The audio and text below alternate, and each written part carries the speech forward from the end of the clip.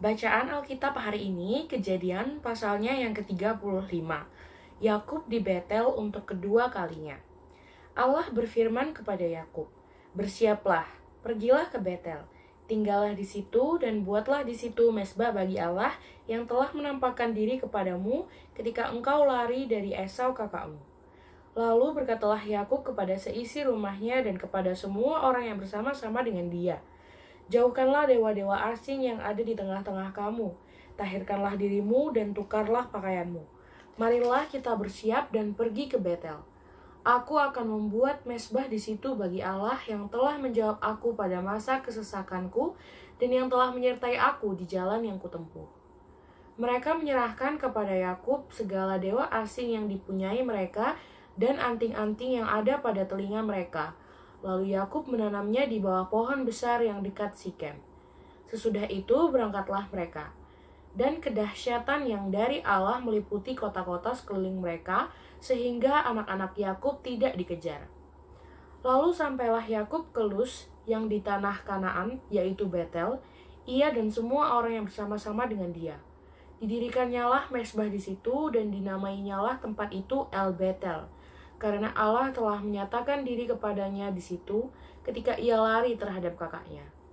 Ketika Deborah, inang pengasuh Ribka, mati, dikuburkanlah ia di sebelah hilir Betel di bawah pohon besar yang dinamai orang pohon besar penangisan.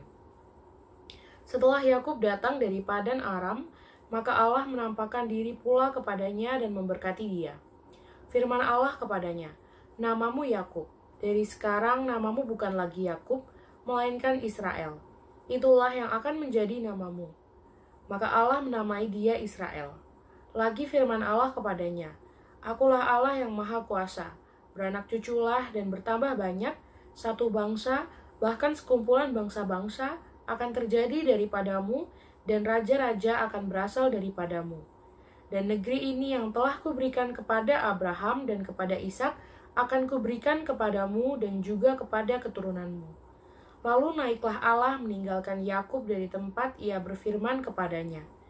Kemudian Yakub mendirikan tugu di tempat itu, yakni tugu batu. Ia mempersembahkan korban curahan dan menuangkan minyak di atasnya. Yakub menamai tempat di mana Allah telah berfirman kepadanya Betel.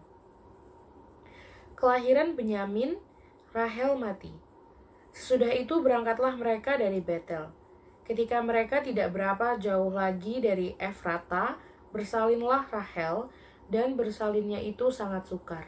Sedang ia sangat sukar bersalin, berkatalah bidan kepadanya, "Janganlah takut, sekali ini pun anak laki-laki yang kau dapat." Dan ketika ia hendak menghembuskan nafas, sebab ia mati kemudian, diberikannya nama Ben-Oni kepada anak itu, tetapi ayahnya menamainya Benyamin. Demikianlah Rahel mati, lalu ia dikuburkan di sisi jalan ke Efrata, yaitu Bethlehem. Yakub mendirikan tugu di atas kuburnya. Itulah tugu kubur Rahel sampai sekarang. Sesudah itu berangkatlah Israel, lalu ia memasang kemahnya di seberang Migdal Eder.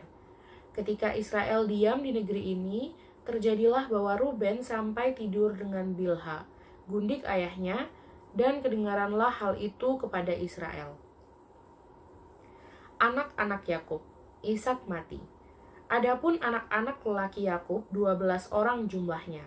Anak-anak Lea ialah Ruben, anak sulung Yakub, kemudian Simeon, Lewi, Yehuda, Isakar, dan Zebulon. Anak-anak Rahel ialah Yusuf dan Benyamin. Dan anak-anak Bilha, budak perempuan Rahel, ialah Dan serta Naftali. Dan anak-anak Zilpa, budak perempuan Lea, ialah Gad dan Asher. Itulah anak-anak lelaki Yakub yang dilahirkan baginya di Padan Aram. Lalu sampailah Yakub kepada Ishak, ayahnya, di Mamre dekat Kiryat Arba. Itulah Hebron, tempat Abraham dan Ishak tinggal sebagai orang asing. Adapun umur Ishak 180 tahun. Lalu meninggallah Ishak, ia mati dan dikumpulkan kepada kaum leluhurnya. Ia tua dan suntuk umur, maka Esau dan Yakub, anak-anaknya itu menguburkan dia.